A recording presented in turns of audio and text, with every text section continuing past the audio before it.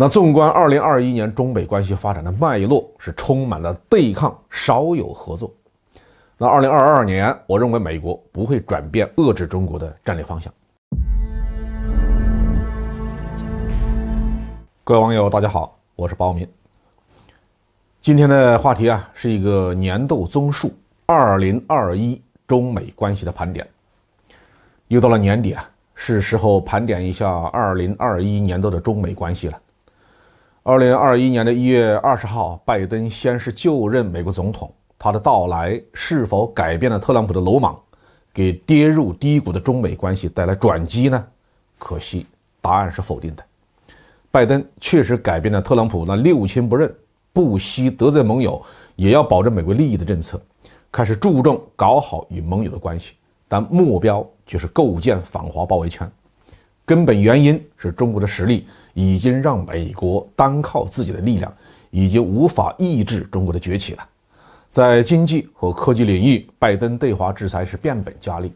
在军事领域，美国不但继续拉拢四国集团，还成立了奥库斯联盟，在政治、经济和军事上联合对中国施加压力。2021年的中美关系就是外交互动与制裁和反制裁的同步展开。首先，我们看中美的外交互动。2021年的1月20号，乔拜登宣誓就任下任美国总统。在就职演说之中拜登就已经表明，在与中国打交道时，并不急于背离特朗普政府的政策。2月5号，拜登上任以来，美国和中国外交官首次通话。美国国务卿安东尼·布林肯与中国最高外交政策官员杨洁篪进行了首次高层对话。布林肯强调人权和缅甸正在发生的军事政变，而杨洁篪则要求美国停止干涉中国内政，尊重中国主权。2月10号，打破了僵局，两个元首在中国农历新年前夕的第一次通话，互致节日的问候的同时，美方强调对经济、人权和对台湾的关注，而中国则强调互相尊重、合作与对话。3月18号到20号中美在美国阿拉斯加州的安格雷奇举行了第一次高层会谈。2天的会谈没有发表任何联合声明，双方交代了各自的底线，而杨洁篪的关于美国没有资格居高临下，中国人不吃这一套的强硬的回怼，设定了中国对美交往的主线。4月16号，美国和中国宣布联合声明，应对气候危机，这是中美年度唯一的合作的这么一点亮光。但是随即就被同一天美国和日本关于加强同盟关系以对抗中国崛起的联合声明所掩盖。5月26号，中美举行了自拜登上任以来的第一次贸易会谈。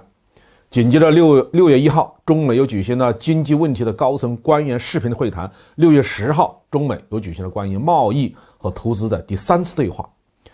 美国终于忍受不了同中国打贸易战的后果，寻求同中国对话来解除自己的痛苦。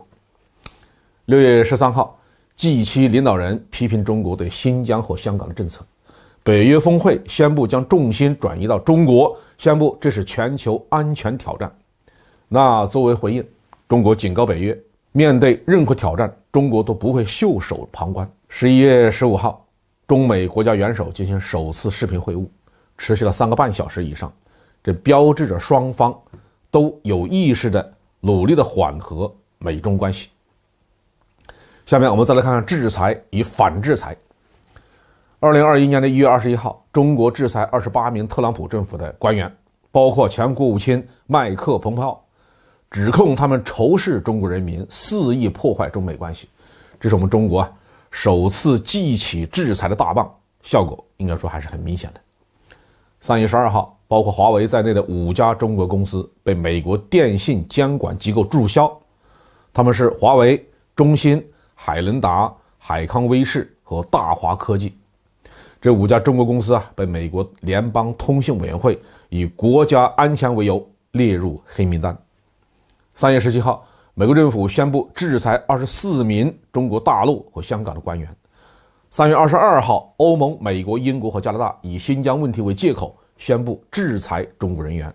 那么中国实施反制裁，对10名欧盟的公民和4个实体采取措施。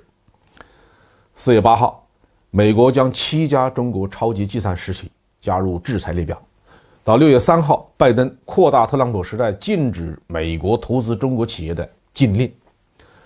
6月9号，拜登放弃特朗普试图禁止抖音和微信的做法，但是审查仍然将继续下去。6月10号，中国的全国人民代表大会批准了反外国制裁法。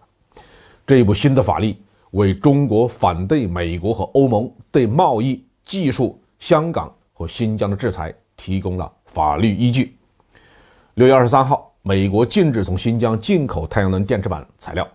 7月9号，美国增加23家中国企业进入经济黑名单。